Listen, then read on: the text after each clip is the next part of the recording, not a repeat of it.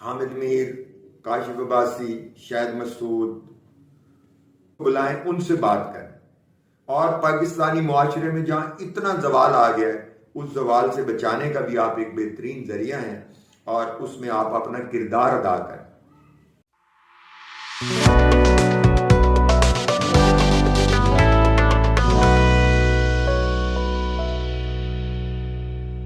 عدنان مروت نے زیادہ مارا، یہ ہے اہم سوال.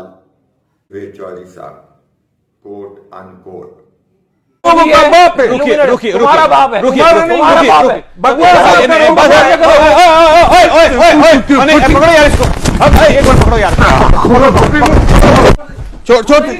یار، چھوڑ یار، افران نہیں یار، چھوڑ ان کو ایک بار لے گا نہیں یار، افران نہیں. الیکٹرانک میڈیا کے غیر ذمہ دارانہ رویے نے ملک میں عدم برداشت کو جنم دیا. نوجوان نسل کی اخلاقیات کو تباہ کرنے میں الیکٹرانک میڈیا کا بہت بڑا کردار ہے. دوستو، آج ہمارا موضوع بحث ہے الیکٹرانک میڈیا کا کردار اور ذمہ داریاں. کسی بھی ملک کا الیکٹرانک میڈیا، اس کا پرنٹ میڈیا، دونوں مل کر اوپینین میکر کا، ثقافت کی ترویج کا، زبان کی ترویج کا، عوام کے بنیادی اہم مسائل کی نشاندہی کا ذمہ دار ہوتا ہے. بدقسمتی سے پاکستان میں جو الیکٹرانک میڈیا کام کر رہا ہے اس کے اوپر 10 یا 15 لوگ ہیں جن کی ہیجمونی اور تسلط قائم ہو گیا ہے. ان میں حامد میر، کاشف عباسی، شاہد مسعود اور بھی بہت سارے، جاوید چودھری، حبیب اکرم، عطر کاظمی، ارشاد بھٹی. یہ وہ لوگ ہیں جو پچھلے کئی سالوں سے پاکستان کے الیکٹرانک میڈیا پر سینئر تجزیہ کار، اینکر پرسن، میزبان کا کردار ادا کرتے ہیں. یہ لوگ رپورٹر ہوا کرتے تھے. رپورٹر کا کام ہے خبر دینا، میزبان کا کام ہے سوال اٹھانا. سوال کے جواب میں خود جواب نہیں دیا جاتا، سوال کرنے والا جواب سن کر اگلا سوال اٹھاتا ہے اور اس سوال کا جواب چاہتا ہے. اس کے برعکس یہ تمام اینکرز پاکستان میں جو رات کو ٹاک شوز کرتے ہیں ان میں ان کے تمام موضوعات کا ٹریک ریکارڈ اکٹھا کر لیں، صرف نان ایشوز اور شخصیات پرستی پر بات کی جاتی ہے. انہوں نے کبھی پاکستان کے اہم مسائل، معاشیات، پاکستان کی ڈوبتی ہوئی معیشت کو کیسے بہتر کرنا ہے، پاکستان کے نظام تعلیم کے اندر کیا خرابیاں ہیں ان کی نشاندہی نہیں کی. پاکستانی خواتین کے مسائل پر کوئی ایک آدھ پروگرام آپ کو نظر آ جاتا ہے جب کوئی ایسی صورتحال پیدا ہو جائے کہ کسی بچے یا عورت یا کسی کے ساتھ جنسی زیادتی ہو گئی تو یہ بولتے ہیں. پاکستان کے سیاسی نظام کی بیڑا غرق کرنے میں مجھے کوئی آر نہیں ہے یہ کہنے میں کہ ان لوگوں نے بہت اہم کردار ادا کیا ہے.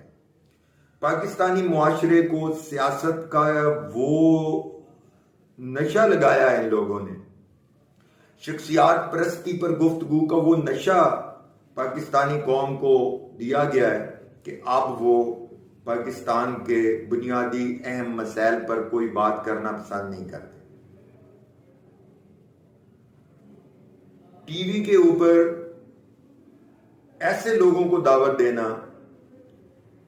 جن کا ذہنی علمی سیاسی قد بہت چھوٹا ہو اور پھر وہ دلیل سے بات کرنے کی بجائے گھونسوں مکوں سے ایک دوسرے کو مارنا شروع کر دیں، تو کیا آپ نے کبھی غور کیا کہ اس کے اثرات ہماری نوجوان نسل پر کیا ہوں گے؟ اس عدم برداشت کا سلسلہ جنرل ضیاء سے شروع ہوا اور عمران خان کے عہد میں اپنے عروج کو پہنچا۔ میرے پی ٹی آئی کے دوست شاید میری بات کو برا منائیں، لیکن حقیقت یہ ہے کہ عمران خان نے اپنی تقاریر میں جو متشدد رویوں کا درس دیا، افنان اور عدنان کی لڑائی اسی کا نتیجہ تھی۔ اب آتے ہیں ان اینکر پرسنز کی طرف جنہوں نے پاکستان کے تمام نظام کو اپنی گرفت میں لے رکھا ہے۔ جاوید چودھری صاحب کے پروگرامز میں اکثر یہ واقعات دہرائے جاتے ہیں۔ کامران شہد کے پروگرام میں یہی کچھ ہوتا ہے کہ لوگ لڑ رہے ہوتے ہیں، وہ مسکرا رہے ہوتے ہیں اور اس لڑائی کو وہ باقاعدہ اس سے لطف لے رہے ہوتے ہیں۔ حامد میر صاحب کا سٹائل یہ ہے کہ وہ دوسروں کے منہ میں باتیں ڈالتے ہیں۔ کاشف عباسی صاحب، حبیب اکرم صاحب اور وہ لوگ تو مستقل طور پر وہ ایک ٹولہ تھا، ہارون رشید، کاشف عباسی، میر بخاری، اس کے ساتھ شاہد مسعود صاحب، حسن نثار۔ میں ان کو صافی ماننے سے انکار کر چکا ہوں، یہ صافی ہیں ہی نہیں، یہ ایک پارٹی کے سپوکس پرسن بن چکے تھے۔ وسیم بدامی، یہ جرنلزم نہیں ہے، نہ یہ جرنلزم کی تعلیمات ہیں، نہ یہ جرنلزم کا میکینزم ہے کہ آپ کسی ایک سیاسی جماعت کے اوپر بات کریں۔ اور پھر نان ایشوز اور شخصیات کی جو لت لگائی ہے قوم کو، اس نے بربادی کر دی۔ اب آتے ہیں لاسٹ سیگمنٹ کی طرف۔ دنیا کے تمام channels, D W, B B C, C N N, Al Jazeera, C G T N, Press Iran, ان کو اگر آپ دیکھ لیں، آپ کو ایک اسلوب نظر آئے گا جس میں شائستگی ہوگی، جس میں تصدیق اور اسناد کے ساتھ بات کی جا رہی ہوگی، یونیورسٹیز کے پروفیسرز اور ایکسپرٹس کو بلایا جائے گا، اور جو متعلقہ شعبہ زندگی ہے اس کے بارے میں انہی سے بات کی جائے گی اور انہی سے ہی رائے لی جائے گی۔ فورن پالیسی کا مسئلہ ہے تو فورن آفس کے لوگ ہوں گے یا فورن پالیسی کے ایکسپرٹس ہوں گے، معیشت پر اکانومسٹ ہوں گے، تعلیم پر تعلیم کے لوگ آئیں گے، بین الاقوامی امور کے ماہر بین الاقوامی امور پر بات کریں گے۔ یہاں ہمارے پاس المیہ یہ ہے، یہ سارے اینکرز اکانومسٹ ہیں، ایجوکیشنسٹ ہیں، یہ سوشلسٹ ہیں، یہ مارکسسٹ ہیں، یہ میڈیکل سائنٹسٹ ہیں، یہ سوشل سائنٹسٹ ہیں، یہ سکالوجسٹ ہیں، یہ جناب سوشیالوجسٹ ہیں۔ دنیا کے کسی موضوع پر آپ ان سے بلا لیں، یہ کہیں گے ہم اس پر بات کرنے کے قابل ہیں۔ ریٹنگ اور ریٹنگ کی بنیاد پر ملنے والے پیسے نے میڈیا ہاؤس کے مالکان کو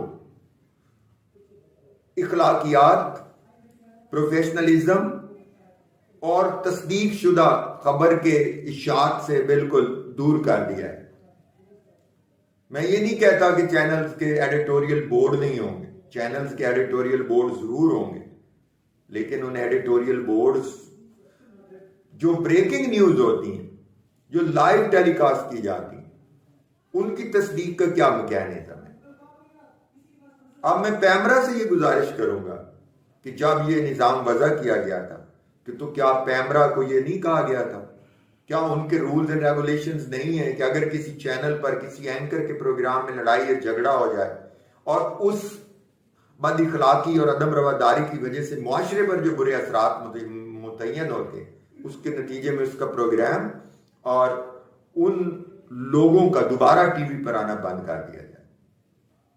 اگر پیمرا انتہائی سختی کے ساتھ اخلاقیات کا کوڈ آف کنڈکٹ نافذ کرے تو بھی حالات ٹھیک ہو سکتے ہیں، لیکن ڈیموکریٹک طریقہ کار یہ ہے کہ وہ باشعور، وہ پڑھے لکھے اینکرز اور اینالسٹ، نسیم زہرا صاحبہ ہیں، شوکت پراچا ہے، ان کے ساتھ طلعت حسین ہے، ان کے ساتھ ڈاکٹر ماریا وغیرہ ہیں، یہ سب مل جائیں اور یہ اپنی جرنلسٹ باڈی کی جو ان کی تنظیم ہے، جرنلسٹ ایسوسیشنز اور فیڈریشنز ہیں، ان کے ذریعے کوڈ آف کنڈکٹ بنائیں اور میڈیا مالکان کو کہیں کہ جناب آزادی رائے اگر آپ مانگتے ہیں اور آزادی رائے کے نام پر پاکستان میں گالم گلوچ کا کلچر فروغ دینا ہے تو یہ نہیں ہوگا۔